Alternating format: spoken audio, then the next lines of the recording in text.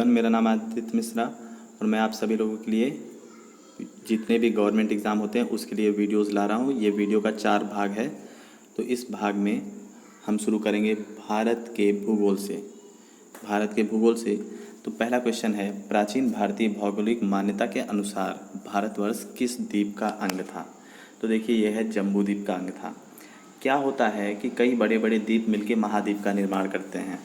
जैसे एशिया महाद्वीप बना है, कैसे बना था? अलग कुछ द्वीप होंगे।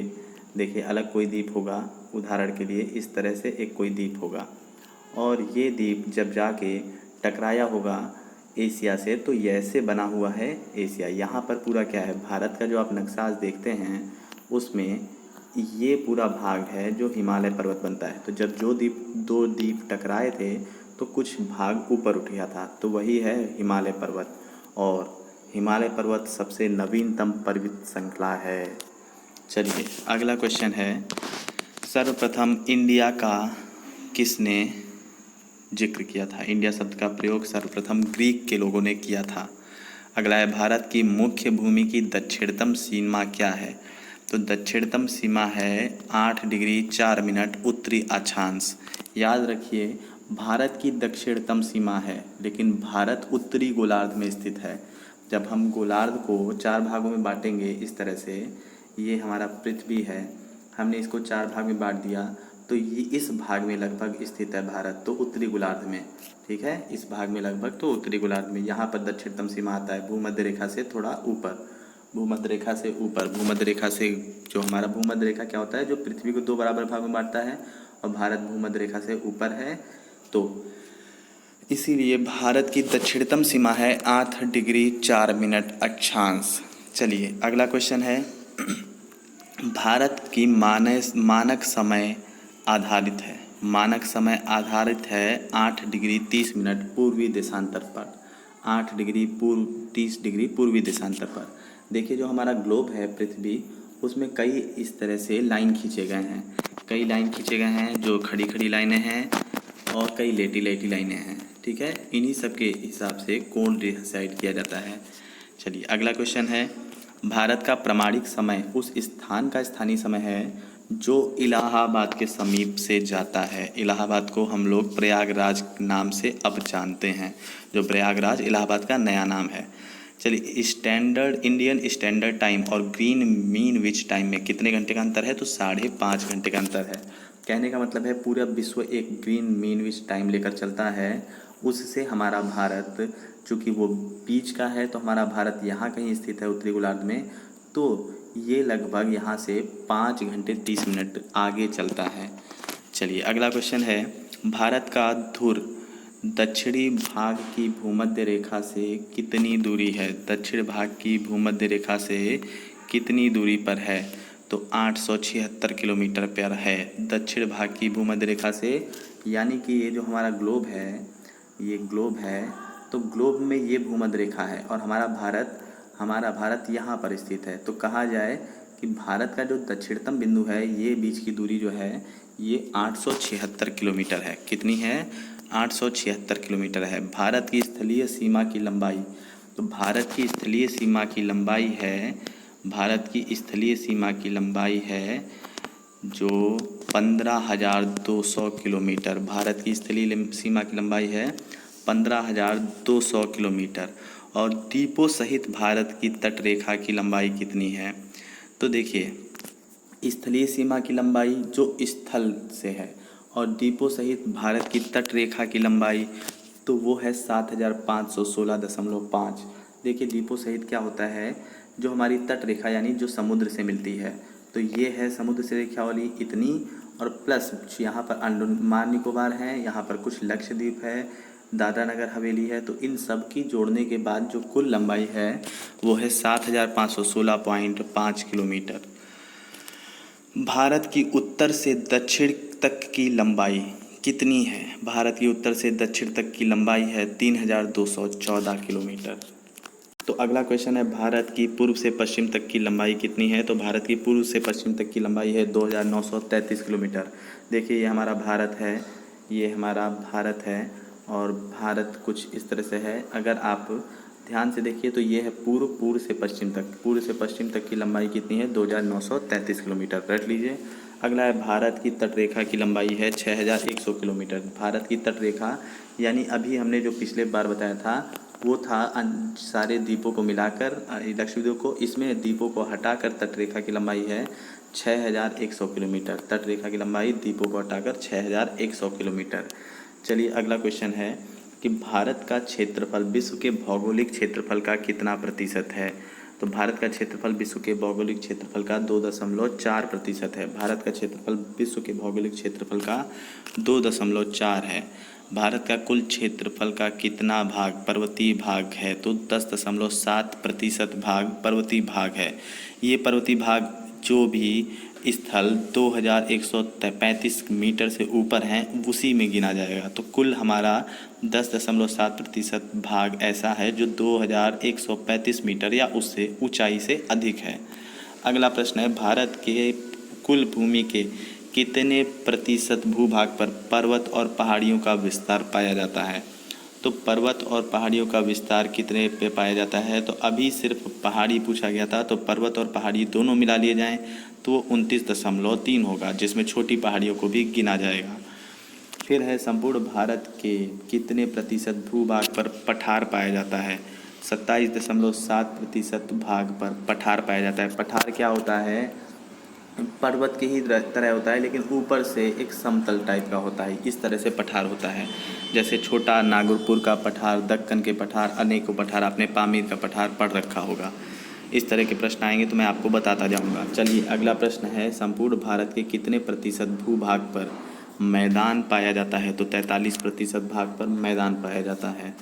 अगला प्रश्न है भारत की प्रादेशिक जल सीमा समुद्र तट से कितनी समुद्री मील तक की दूरी है, मतलब कि हमारी जो जल सीमा है वो कितने मील तक की दूरी तक के लिए है, तो वो है 12 मील तक की। अर्थात जब हमारा भारत इस तरह से है तो इसके 12 मील तक की जो दूरी है ये पूरा भारत के ही अंतर्गत आता है। ये पूरा भारत के ही अंतर्गत आता है। समुद्री सीमा की बात की जा रही है। अगला प्रश्न है भारत का संलग्न प्रादेशिक जल सीमा के कितने समुद्री मील की दूरी तक है, यानी भारत का संलग्न क्षेत्र प्रादेशिक जल सीमा के कितने दूरी तक है। तो प्रादेशिक जल सीमा के 24 मील, यानी 24 मील और आगे आप समझ लीजिए उसी तरह से। फिर भारत का एकांतिक आर्थिक क्षेत्र संलग्न क्षेत्र से कितने समुद्री मील आगे है। तो एकांतर आंतरिक झील जो है वो 200 मील आगे तक है। देखिए इस समुद्री सीमा को भी कई भागों में बांट दिया गया है। ये अलग अलग भाग हैं, जैसे 12 मील तक के पूरे हमारे स्थल के ही अंतर्गत आएंगे जिस पर हम कुछ भी अपना काम कर सकते हैं। उसके बाद ये भारत के जोन में आएगा जिस पे हम अपनी सिक्योरिटी अप्लाई कर सकते हैं।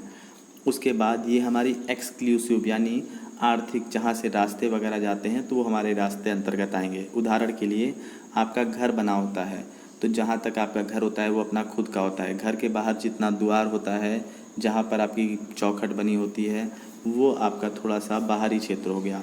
और फिर रोड पर, अगर उस रोड पर कोई गलत काम करता है तो आप उसके रोकने के अधिकारी हैं, तो वो एक्सक्लूसिव जोन हो गया। चलिए अगला प्रश्न है भारत में कितने राज्य समुद्र तट रेखा में हैं। तो भारत में कितने राज्य समुद्र तट रेखा में हैं, तो 9 राज्य हैं। जब आप समुद्र तट रेखा में भारत को गिनेंगे राज्य तो आप देखेंगे समुद्र तट से जुड़ते हुए 9 राज्य इस तरह से आपको मिलेंगे।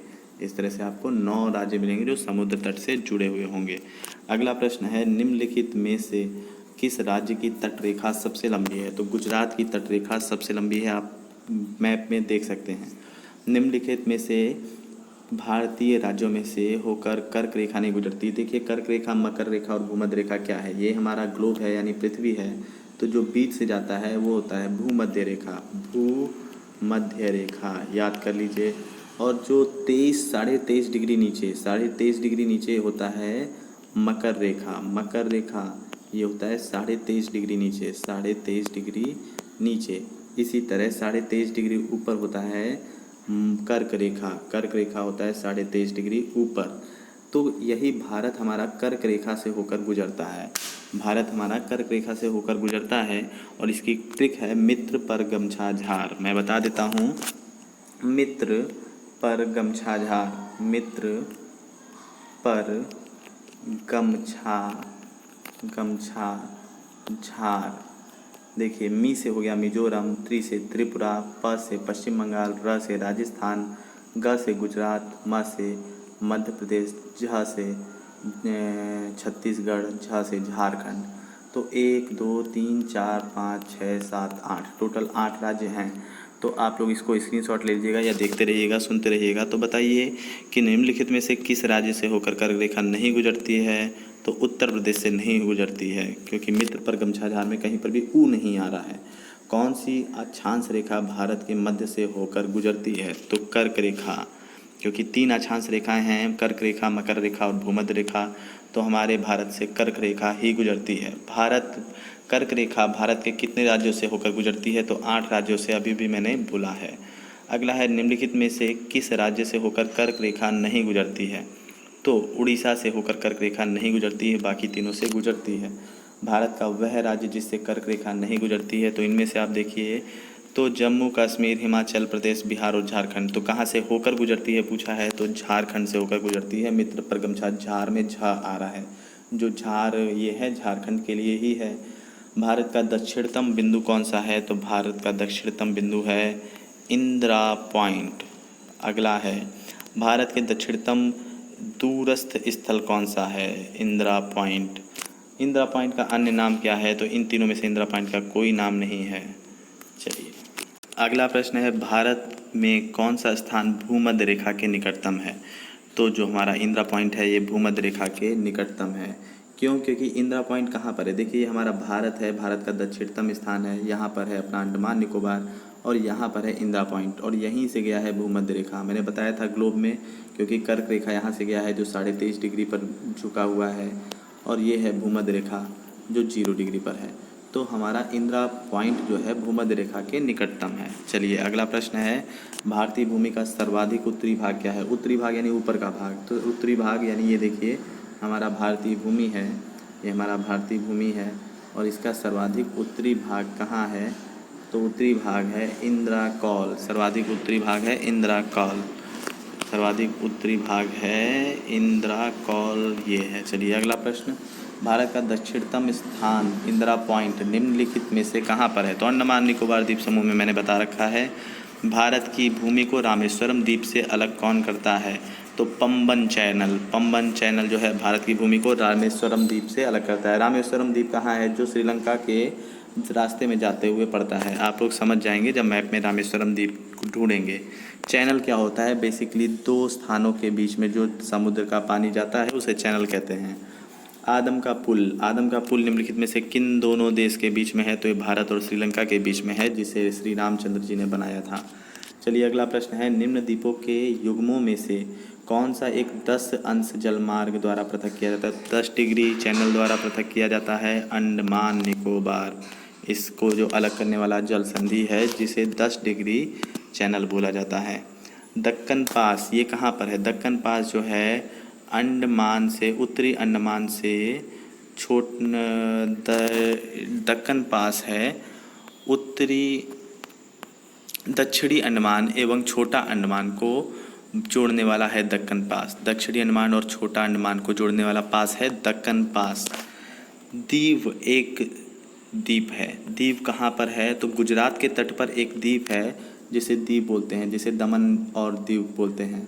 हाल ही में दमन और दीव और दादरा नगर हवेली को एक ही कर दिया गया है। आप लोग इसको पढ़िएगा करेंट अफेयर में। अगला है, श्रीलंका को भारत से अलग करता है पाक जल संधि। पाक जल डगरू मध्य, ये करता है अलग भारत को श्रीलंका से। भारत तथा चीन के बीच की रेखा को क्या कहते हैं? मैकमोहन रेखा कहते हैं। भारत की तथा चीन के बीच की जो रेखा है, सीमा रेखा, उसे कहते हैं मैकमोहन रेखा। रेड क्लिफ कहते हैं भारत पाकिस्तान की रेखा को। रेड क्लिफ कहते हैं भारत पाकिस्तान की रेखा को, और डूरंड रेखा कहते हैं शायद भारत और अफगानिस्तान की रेखा को।